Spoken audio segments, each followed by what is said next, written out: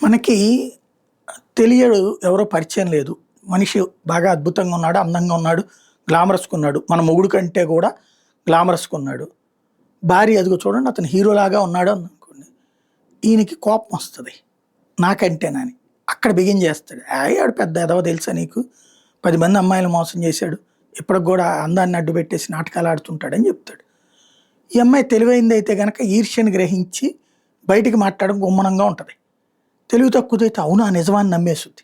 భర్తనే విపరీతంగా నమ్మి. ఇది రివర్స్‌లో కూడా జరుగుతుంది. భార్య ఫ్రెండ్స్ విషయంలోనో ఏదైనా భర్త అంటే ఆమె ఏదో చెప్పడం ఇట్లాంటిది. ఇది సహజసిద్ధమైన గుణం. ఈర్ష్య, అసూయలతో కూడినటువంటి గుణం.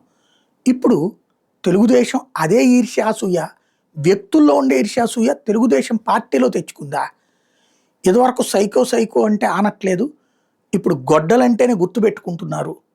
గొడ్డలి అని మనం అన్న ప్రతిసారి జనం వేరేగా మనల్ని చూస్తారు. వైఎస్ఆర్ కాంగ్రెస్ పార్టీ కార్యకర్తలందరికీ తెలుసు.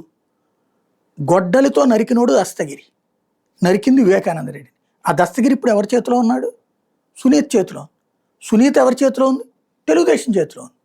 దెన్ ఇంకేంటి అక్కడ? రెండవది, వివేకానంద రెడ్డిని మర్డర్ చేస్తే ఎందుకు మర్డర్ చేయాలి అంటే వైఎస్ఆర్ కాంగ్రెస్ పార్టీని తీసేసుకోవడానికి ప్రయత్నించాడు, లేకపోతే ఎంపీ టికెట్ లాక్కోవడానికి ప్రయత్నించాడు అంటే ఎంపీ టికెట్ ఇచ్చినోడు జగన్మోహన్ రెడ్డి. ఆ జగన్మోహన్ రెడ్డి వివేకానంద రెడ్డికి వ్యతిరేకంగా ఉన్నాడు. ఆయన్ని ఎమ్మెల్సీ స్థాయిలోనే ఉంచాలనుకున్నాడు, ఎంపీగా చేయాలనుకోలేదు. అనుకుంటే ఇచ్చేవాడు. అవినాష్ రెడ్డికి టికెట్ ఇచ్చినోడు జగన్మోహన్ రెడ్డి. ఇంకెందుకు మర్డర్ చేయాలి అవినాష్ రెడ్డి కానీ జగన్ కానీ? అక్కడ క్లియర్గా ఆయనకు సంబంధించిన వ్యక్తిగత సంబంధాల ప్రాబ్లం ఉంది, ఆయన అప్పెగ్గొట్టింది ఉంది, అంతా తెలిసిన నిజం. ఇంకోటి, పొద్దున్నే వివేకానంద రెడ్డికి సంబంధించినటువంటి చేతి రాతతో ఉన్నటువంటి లెటర్ని దాచేసింది ఎవరు? పిఏ. ఎవరు దాచేయమన్నారు? అదే సునీత వాళ్ళ ఆయన. ఇదంతా పబ్లిక్కి తెలుసు. ఇంతకుముందు అయితే మనం చెప్పచ్చు. గొడ్డలి అన్నప్పుడల్లా ఆ కథంతా గుర్తుకొస్తుంది. ఇంకేమున్నాయి గొడ్డలి అని చెప్పుకోవడానికి? కాబట్టి విమర్శ చేయాలి, రాజకీయ విమర్శ.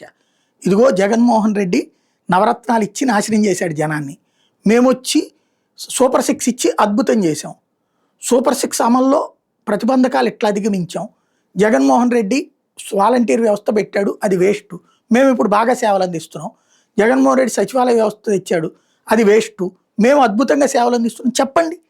పబ్లిక్ కన్విన్స్ అవుతారు కదా.